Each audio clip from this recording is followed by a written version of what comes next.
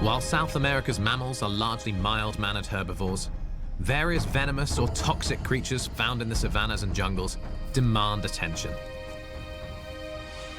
Snakes like the infamous fer-de-lance and the tropical rattler possess highly potent venom that affect not only your blood and nervous system, but can actually destroy human tissue, often resulting in amputation. The bushmaster possesses equally toxic venom and can grow to lengths of 14 feet or over 4 meters. It's attracted to heat sources and is known to chase people in the forest. One of the most painful stings known to man is only a branch away, should your hand touch a bullet ant by accident. From the comfort of our homes in the cities, the idea of these exotic animals living far away in the jungles is almost romantic. But what about the people that live here? So I've travelled far from the city to the remote Gran Sabana region in Venezuela to learn about the realities of living with such dangerous species and to separate the fact from the fiction of Venezuela's most venomous. Buenos dias, amigos. My journey starts in central Venezuela, where I hitch a ride in a Cessna to a small native Pimon community nestled amongst the Tepuy plateaus near the border of Guyana.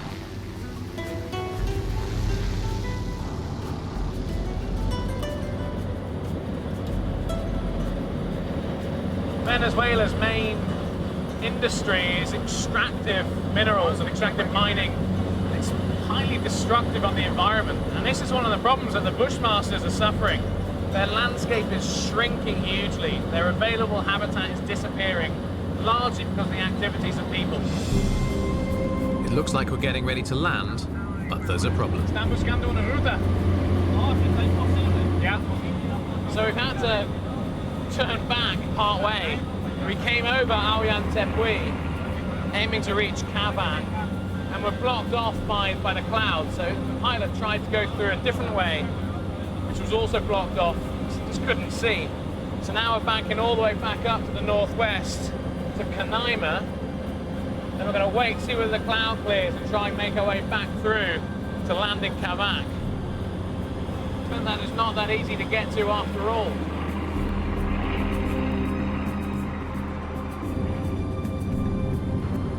Finally, there's a break in the clouds and the weather clears. We're landing on a very small dirt track.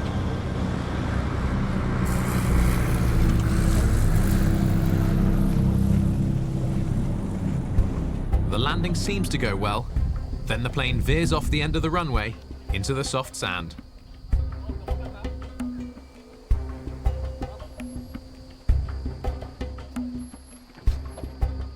I've arrived here in Cavac, home of the Pimon Indians, where I'm going to spend the next 2 weeks or so living. This is the type of place where I have the best chance of encountering fer-de-lance, of encountering bushmasters, of encountering bird-eating spiders. It's the places where people are not, that species like this still exist in high enough numbers to have a good chance of seeing them. Great to see you, man. How was your flight? Yeah, it was good. I meet my old friend and guide, Juan Carlos Ramirez. He has a good plan for finding snakes and just heard about a bushmaster sighting from a local. You're coming. Tessie, let's go meet the guy. Yeah. Yeah, superb. What a backdrop. Mountains, waterfalls. Eva. Aquí está Niall. Hola, Juan. ¿Cómo te va? Bien, gracias. ¿Cómo estás? Todo Quería bien. presentarte, Niall. Le pasé encima la bicicleta y inmediatamente empecé a pedalear, pues, por miedo, no que, o sea, me volteé. So it's just 3 weeks ago, he was cycling back from the village just down there, came around a corner and saw what he said was this massive snake. So it's the bushmaster, and he said it was about 1.5 meters to 2 meters long, which is huge and thick like that as well. And quite rightly, he's afraid of it, as he can understand. So instead of trying to touch it, instead of trying to kill it, he just bombed it back to the village, got back and told the story. I lived, I survived, I saw one and I survived. But the great thing is, I know that these snakes don't move around very much. They find themselves somewhere that they're waiting to ambush a prey, a mammal normally, and they will just sit and wait until one goes. So the fact that he's seen one recently, within 3 weeks, could still be there. So that's the first place we're going to go. It's not only snakes that terrify. Towering over the village is the plateau named Aoyan Tepui, meaning Devil Mountain. And for centuries the Pemon refused to ascend its slopes. It's one of the beliefs that gave rise to legends of dinosaurs at the top, which eventually reached the ears of Arthur Conan Doyle, whose book The Lost World in 1912 paved the way for King Kong and Jurassic Park. JC's just spotted some carnivorous plants called sundews. It's a whole little colony here. It's a great one. I suppose it's like a little club with a load of spikes all covered in a droplet of really sticky fluid. And when a very unfortunate insect touches that, they get bound and adhered to that fluid. And then it's a protease, which means it's a protein digestive enzyme. And the plant just digests the very unfortunate insect while it's out there stuck on these little bulb heads. Amazing little thing. There's masses of these sundews. You don't think about plants as being your mega predators, and yet sometimes plants get the upper hand. Look at the colours. The search for the venomous bushmaster snake sighted by Eduardo continues. It's always hard to try and find things like snakes. Snakes and people do not coexist very well anywhere where they live. And as a consequence, it's difficult to find these animals. So my best chance of finding any of the snakes I want to see is through the help of local people. If that fails, then you have to go back to good old graft. Get out in the field, hike around, turn over every rock and every fallen log and look under everything. Spend as much time as you can searching, and that's the best way to find these types of animals. What we do find along the stream bed is a colony of interesting ants who are apparently harvesting the moist vegetation clinging to the rocks. In a mostly dry and inhospitable land, water is a gift from the tepuis, and ants take advantage of the moisture and nutrients when they can. JC and I have just been chatting, and the gorge gets really narrow just ahead, so there's basically no point us both being there, because one of us can cover both sides looking for snakes. So we think it's probably sensible to split up here. So what do you reckon? Yeah, I would say you go to the gorge, I'll check out the ridges, and we'll meet back here in a while. Right, an hour or so? An hour or so. Okay, great. Fine. Yeah, see you in an hour. Yeah, cheers, man, you too. Don't do anything I wouldn't do.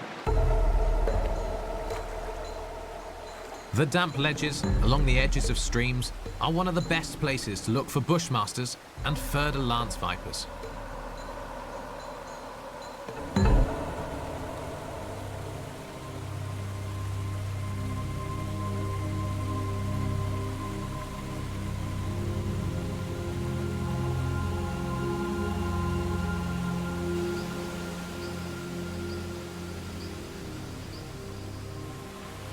One of the fascinating things about bushmasters is that they need high humidity and low temperatures in order to breed and in order to shed their skins. Now they spend 80% underground because it's cold and it's humid. And that's why I've come up here, because in these caves, the humidity is going to be high and the temperature is going to be low. Now I've had a look around and there's nothing here, but I'd really like to have a look at some of the other terraces just a little bit further up the waterfall as well. Just see whether a bushmaster might be lurking in one of the caves to the side of the fall. It's too dangerous for me to climb upwards, but I could always abseil down.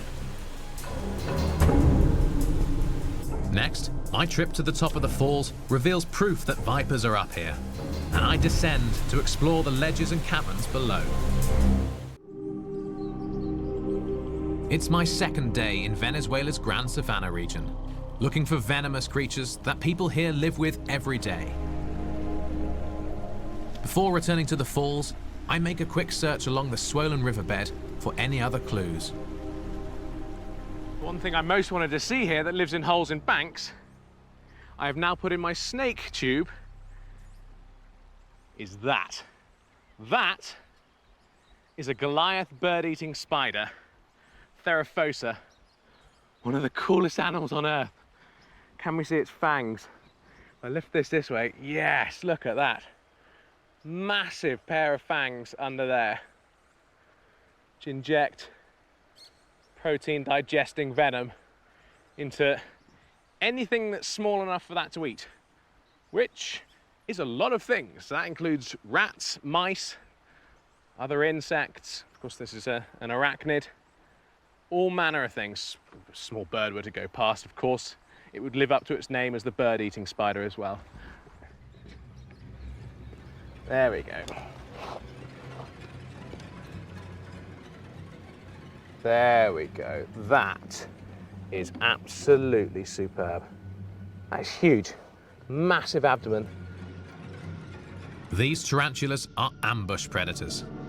They wait in their silk-lined den for unsuspecting victims to stray nearby. Once they've pounced, they inject a paralyzing venom and an enzyme that also begins to pre-digest the body of the insect or frog, turning it into liquid.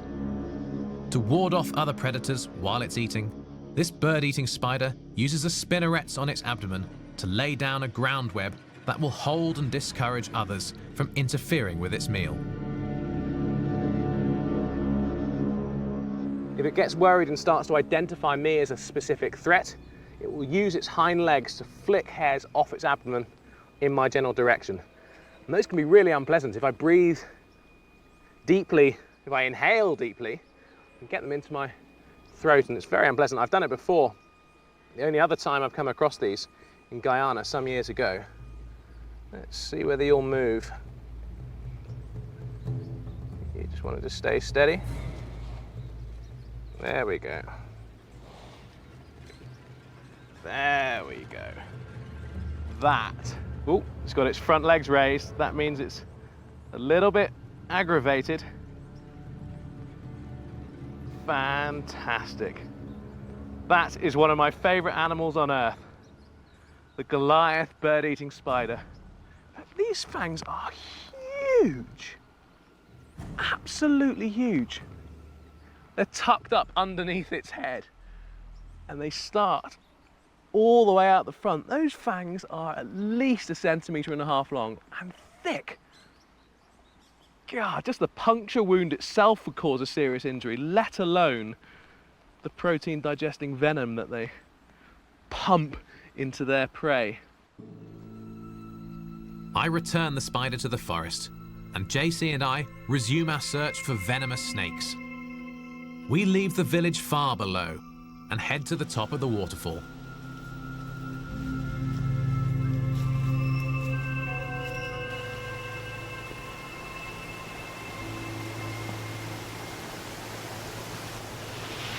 Check this out, there's a very large snake skin down there. That's a tiny part of it. The skin is huge. It means that that snake lives here, somewhere.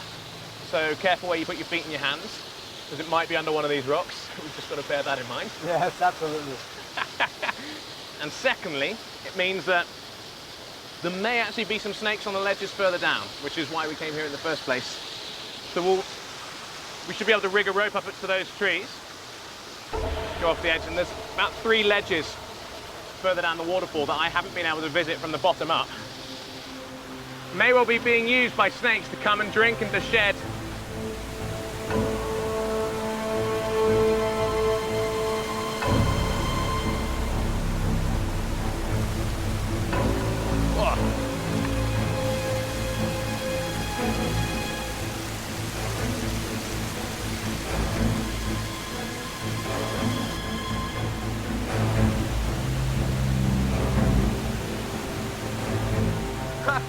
There's a lizard.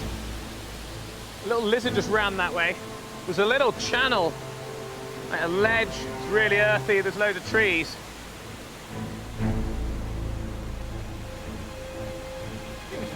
Wing of a bat. Where you find bats, you find snakes. They absolutely love eating bats. The rope's really greasy, so I'm just going to give myself an extra couple of loops on this prusik. So I use this little rope just to control the descent. And it also means if I get hit by a rock that knocks me out and I can no longer control my abseil, that will jam in my belay device, my ATC, and I'll be left hanging as opposed to plummeting.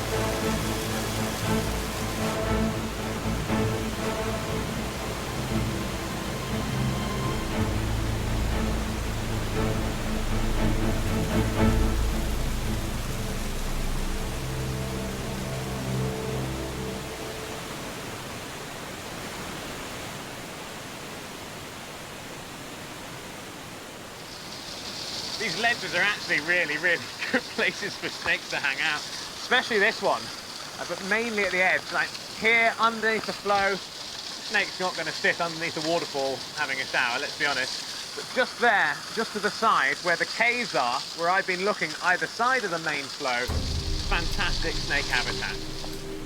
Despite checking many ledges, rock cracks, and even spotting some mammal trails, I've had no luck here. The snakes just aren't showing themselves. Which means I'll have to check back with JC and the Pemon guides in the village about any recent sightings. But first, I have to get out of this gorge, and it's not going to be easy. I have just come down a massive waterfall in Venezuela on a search for venomous snakes. Now my only way out and back to camp is through this.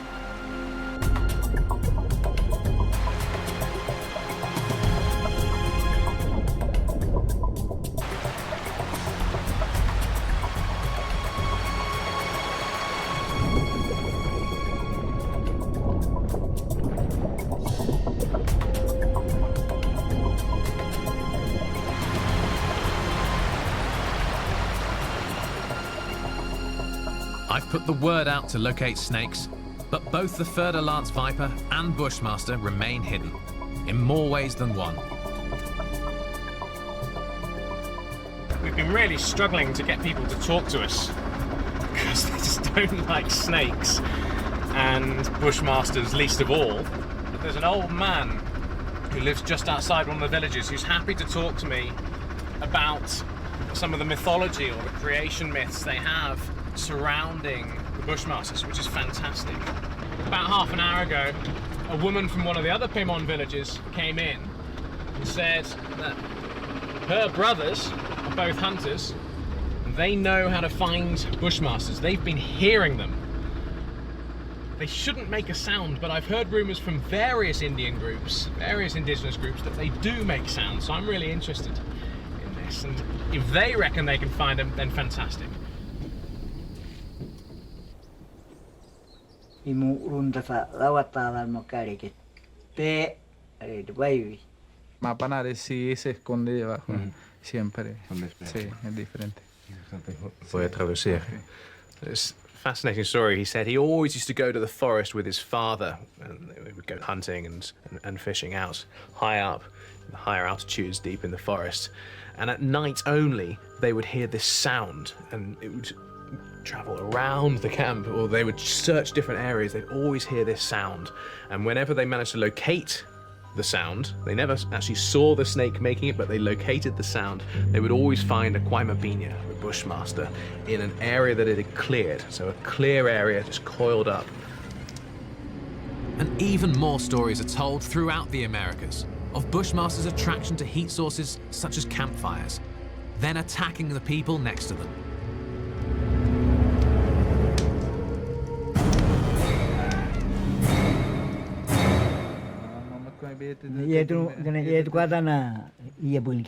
He also mentioned something which is fascinating, because I've heard this from herpetologist friends of mine, that if you're wearing a headlamp, they'll actually strike at the headlamp.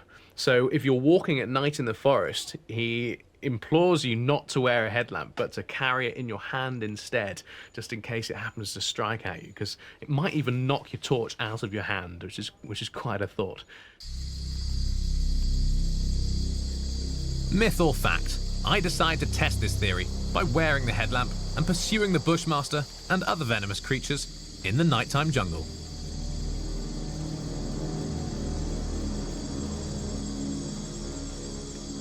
I am staggered at the number of spiders. Now, I'm used to the tropics, and I'm very, very used to the near tropics, to Latin America. This place has just got a higher density of spiders than I've seen anywhere before. There's another massive one just there. This place is insane. Ah, and then there's a load of ants eating something up here. That was one of the winged, that'd be a winged termite. There was a huge swarm of winged termites came out earlier. That'd be one of the queens because it's so much bigger. And it's being chomped on by ants. Big spider down there. They're just absolutely everywhere. Whoop! That spider obviously feels But this little bit of moss is its property. Didn't want me to touch it. Sorry, little man. That was quite something. Yeah. First time I've been attacked by a spider this trip.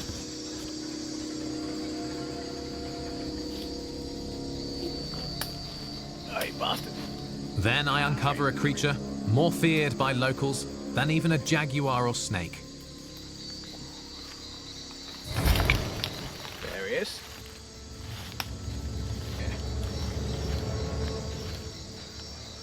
Normally, I am pretty comfortable handling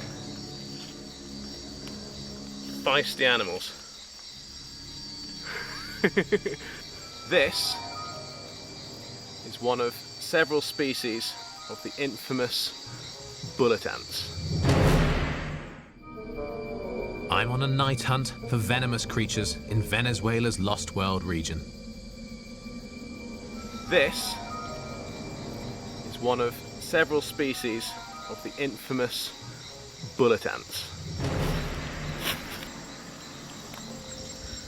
So called because when stung, and they have a sting on the end of their abdomen as well as having fearsome jaws, when stung by these, it is supposed to feel as if you've been shot. They are called the 24-hour ant. The reason they call them that is because for 24 hours you feel like death. It makes you throw up, scream in agony, and be essentially paralyzed by pain. And we're talking serious pain.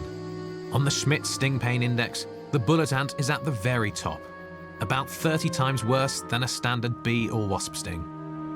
In laboratory experiments, the sting of a bullet ant kills a lab mouse 3 or 4 times quicker than a scorpion or even fer-de-lance. If you live in forested areas of Central or South America, the ant is a constant threat. A careless hand placed on a tree or an open hammock in the jungle invites the worst pain humans can experience. One that builds until the victim often slips into unconsciousness. Measuring up to an inch in length, bullet ants live in colonies, but unlike most ants, they seem to be true predators and can usually be seen alone, wandering through the forest looking for food. They're hunting for other insects, nectar or water. Get back down the path. With no reptiles spotted on the night hunt, I'm going to have to try another tactic in the morning. The Pimon villages are surrounded by the tepuis, plateaus formed from the oldest rocks on Earth and shaped 150 million years ago when the continents of South America and Africa broke apart. Today, I'm seeking out other Pimon Indians to help me locate the venomous creatures here. For many of them, especially the snakebite survivors I speak to, the bushmaster and fer-de-lance snakes that I'm seeking are terrifying. Como 2 metros hasta que lo agarre. They'll lock onto the prey and then they will leap. You said 2 meters, was it? Yes. They'll jump 2 meters, which is a remarkable thought, and they will leap and leap again until they've got hold of their prey. He says it's much more dangerous than any of the other snakes around here, which is quite a thought, because there's some pretty staggeringly dangerous snakes around here as well, with fer-de-lance and rattlesnakes and coral snakes, but the bushmaster sits on top of them all, it seems. Yes. To find the elusive snakes, I've got to go further into the jungle. JC and I have come down to the river to try and, well, rope some people into helping us to find these snakes, because the local indigenous, the Pimon people, have been really, really reticent to help us because they're just too afraid of the snakes. It's almost embarrassing to ask them because they're so afraid of this animal. And also the other thing, we're going to be going a couple of hours downstream, so further away from people, there's more chance to find snakes. Nobody around, so it's going to be good. Yeah. Well, let's load up. Yep. To boost our chances of getting the latest snake sighting reports, we bring along Alex, a Pimon guide from the area, who's worked with JC before.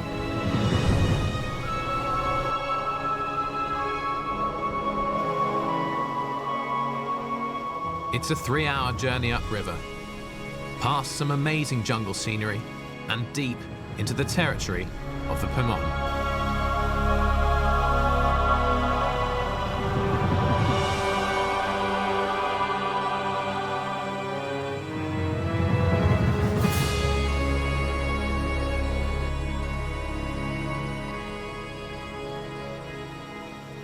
One of the ways that the local people do a lot of their farming and their hunting is by burning.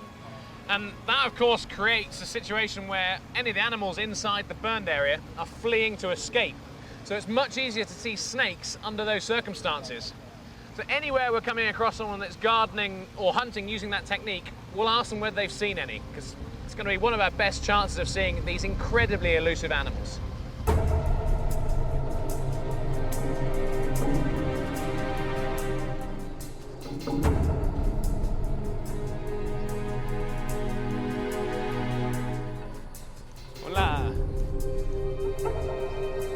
Alex does a quick check for snake eyewitnesses, but is having some difficulty.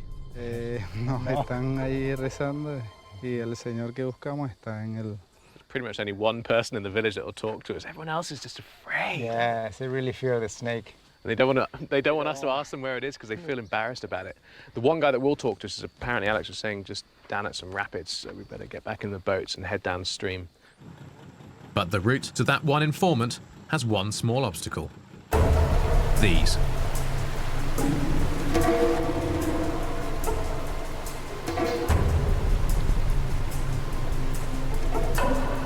The heavy dugout is jammed on the rocks, and it's going to take every man on board, plus help from local villagers, to apply leverage and pull the craft to clear water.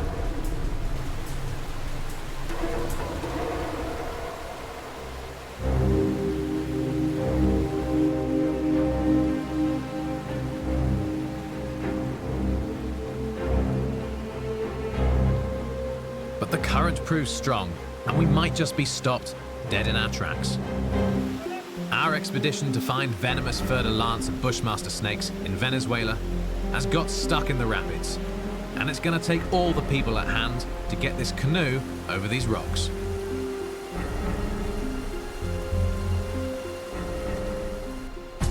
Finally free, we're actually on the lookout for a Pemon Indian in a canoe, who locals have told us has information about the location of these particular snakes. We head further and further upriver.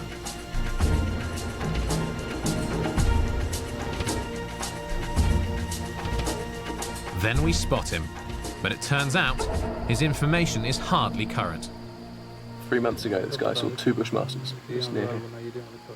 They were burning. Of course they escaped. And they escaped too. Well, they're definitely here. Come upstream now, further away from people. These guys are living in a much, much more remote area. And this is where the bushmasters are obviously residing.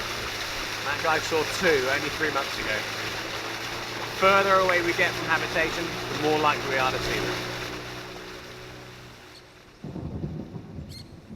As we begin a new search, distant thunder reminds us it's the start of the rainy season in this part of Venezuela.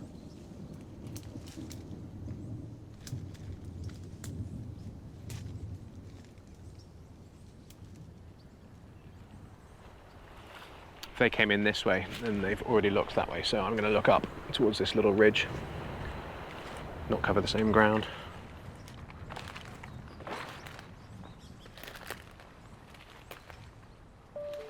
That is nuts.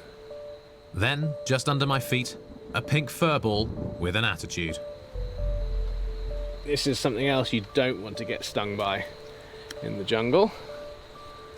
That, believe it or not, is a caterpillar, and it is incredibly well protected. There's different types of camouflage in the natural world.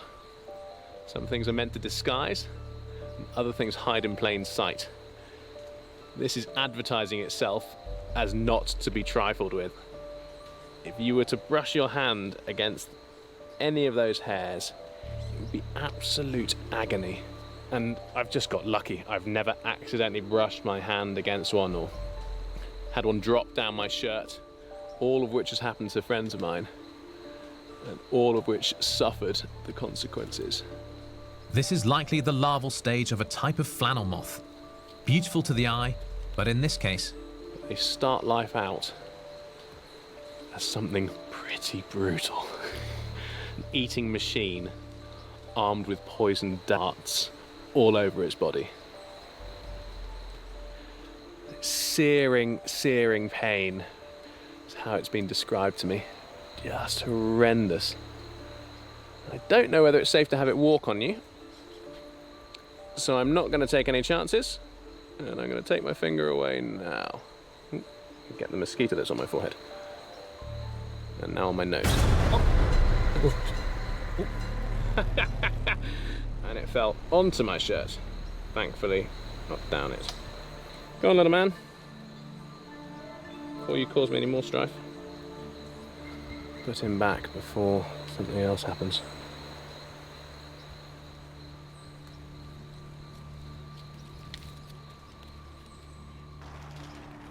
I resume my search for fertile ants or bushmaster snakes. Bushmasters and other vipers, ambush predators, are incredibly well camouflaged. They have these rhomboidal, kind of triangular patterns down their bodies that makes them basically just disappear into the leaves. So in order to find stuff, oh, there's someone shouting. Sure.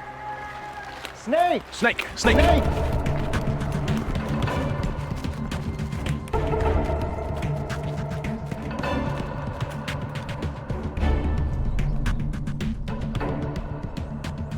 Well, there is a snake, but not quite what I expected. So in Latin America, anything with a diamond-shaped head is going to be pretty unpleasant. Whereas skinny, fast-moving things with narrow heads are largely fine.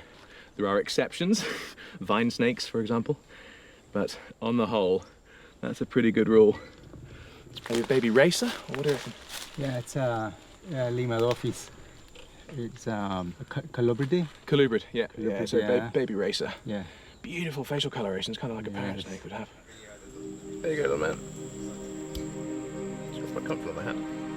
I release this harmless racer and head down to the creek bed, where we find one of the most poisonous animals in the world, lurking under a rock. Here it comes. Here it comes. There, look at that. Fantastic. That is the famous, or one of the famous, poison arrow frogs, poison dart frogs, Dendrobates. What a wonderful animal. Good spot, JC. There it goes. If passed through cuts in human skin, this little guy's toxin could kill as many as 10 people and cause death in seconds. The frogs accumulate this toxicity by eating insects around them that are themselves poisonous, creating batrachotoxin, 10 times deadlier than the tetrodotoxin in the infamous pufferfish. Amazonian Indians have found a unique use for this, as arrow poison. In this region, the Pimon dip their blowgun darts in the plant-based curare poison, but elsewhere in the Amazon, the poison dart frog is used to kill animals. Un pájaro le haga así, se quede esta parte nada más. Alex gives me a demonstration. He's trying to hit that plant. It's insane! Alex! Alex! Increíble. Toca. Ahora te toca. Toma. Toma, ahora te toca. Ya va. Now it's my turn. This is going to be culturally embarrassing.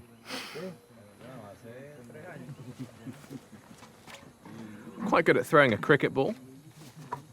You need a bigger target. Yeah, buena idea. Con mis labios afuera. Sí, afuera. Labios afuera. Y agarra impulso.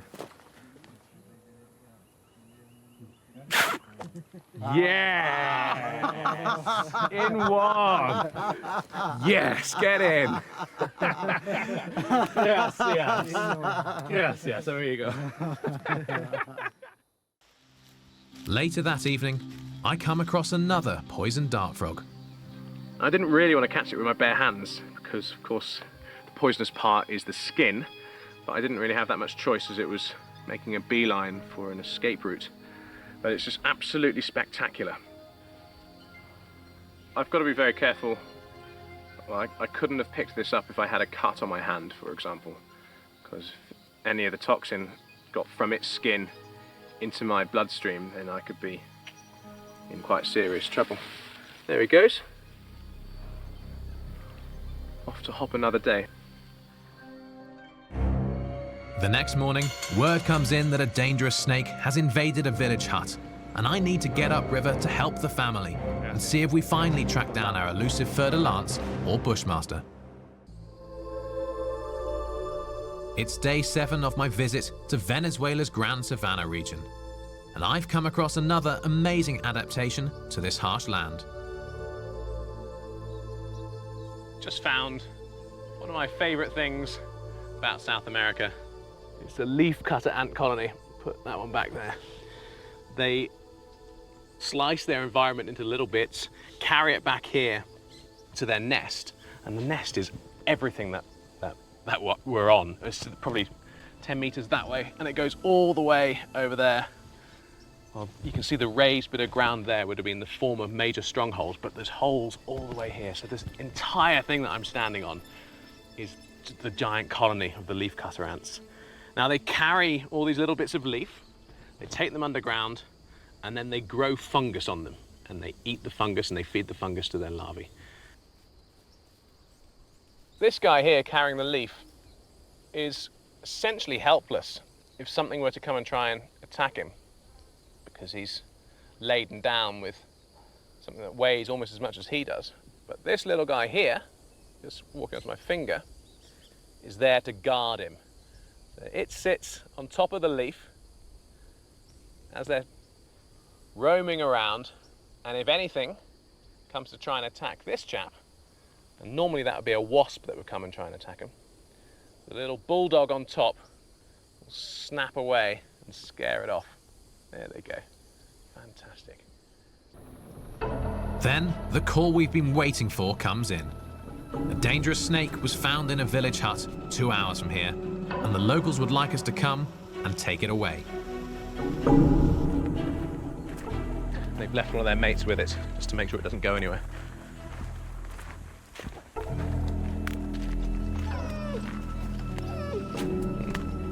Hear the dog getting nervous.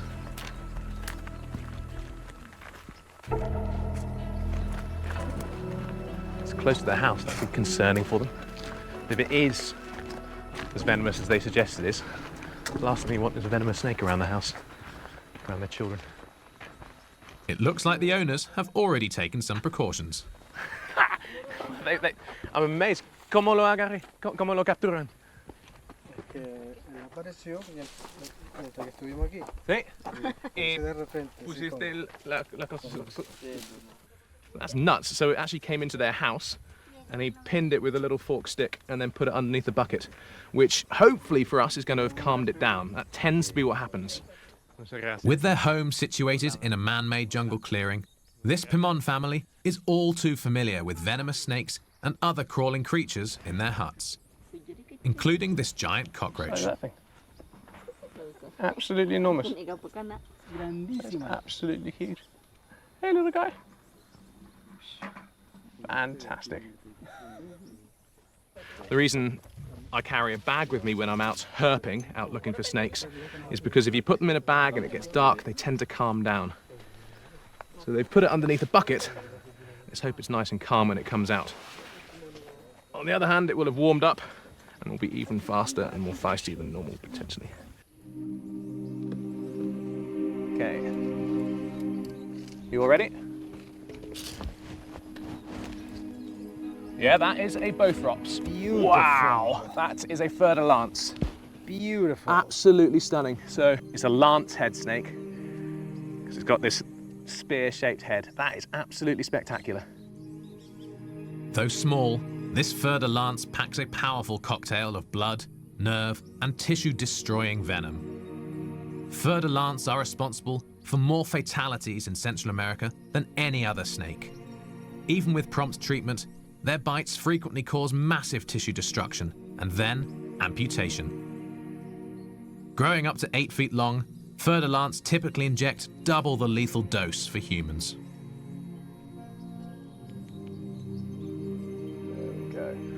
So this guy is packing some serious venom, both hemo and cytotoxic. So not only are you going to hemorrhage badly, your blood will coagulate, and it has cell-destroying venom as well, cytotoxic, which serves the great function as far as the snake's concerned, of partially digesting its meal before it gets into its stomach. That is absolutely superb. And it's an ambush predator. It'll just sit and wait in the leaves and wait for something to go past. And then using its heat-sensitive pits, which you'll see just in front of its eyes, it'll spot any change in temperature going past it. Bang! It's going to smack the next thing that moves. Pump it full of some seriously toxic venom. Hello, little thing. I love all snakes.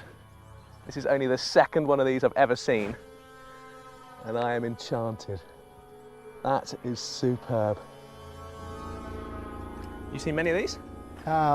They're quite common, but of course they're being killed as we speak.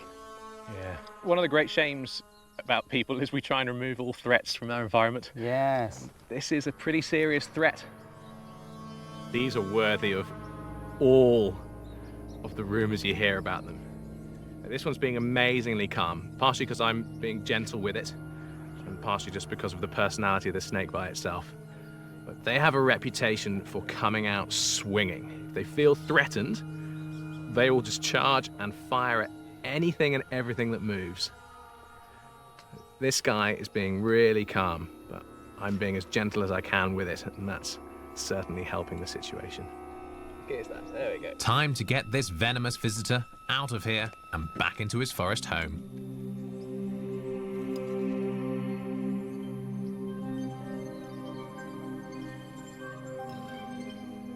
Incredibly lucky. We just saved a snake. Yeah, I'm delighted we've so saved happy. the family, but I'm thrilled that the snake's going to live. Normally they just kill it. Yeah. There it is, there it is, there it is. Fantastic, look at that. It's actually a bit more prepped than I was expecting. I was expecting it to be all totally calm, but it's not, it is ready. This is going to be your new home, my man. And that one was very, very calm with us because we were really calm with it, and now off it goes. It won't bother that family that were very generous and called us. It's going to live to hunt many, many more days after that. Fantastic, great stuff. Sadly, at the end of the week, the famously elusive Bushmaster remains just that. But other creatures did not disappoint. I came to Venezuela to learn about living with venomous species. The highlight of this adventure for me was capturing a fer-de-lance, the most dangerous snake in all of the Americas, in a remote family farm, and releasing it again far from harm's way. Over the course of this trip, I've encountered a remarkable array of venomous and poisonous species. I hope that our attitude towards venomous species changes so that they're no longer viewed with fear, but with intrigue, so that species like the fer-de-lance can continue to captivate us long into the future.